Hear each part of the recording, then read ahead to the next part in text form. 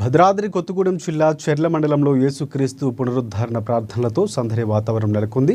అన్ని క్రైస్తవ సంఘాల ఆధ్వర్యంలో చర్చిలో తెల్లవారుజాము నుంచే ప్రార్థనలు ప్రారంభించారు. ఈస్టర్ డే అనేది క్రైస్తవులకు క్రిస్మస్ తర్వాత అంతటి ప్రాధాన్యత కలిగిన పండుగ రోజు. ఇది సాధారణంగా మార్చి, ఏప్రిల్ నెల మధ్యలో వస్తుంది.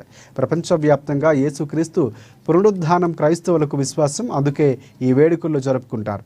గుడ్ ఫ్రైడే రోజున యేసుక్రీస్తును సిలువ వేయటం నుంచి ఈస్టర్ కథ మొదలవుతుంది. సిలువ వేసిన యేసుక్రీస్తు తిరిగి 3వ రోజున సమాధి నుంచి లేవటం జరుగుతుంది.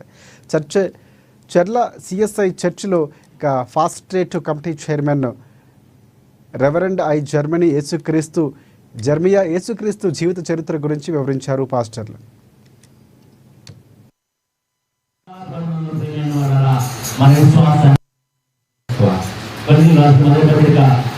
అధ్యాయంలో ఇంకొక మాట సందర్భం ప్రభా అనగా దేవుడు తన ఆత్మను మానవునికి అనుగ్రహిస్తున్నాడు.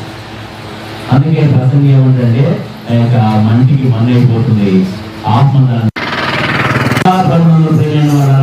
మన విశ్వాసాన్ని పెంపొందింపజేసుకోవాలి.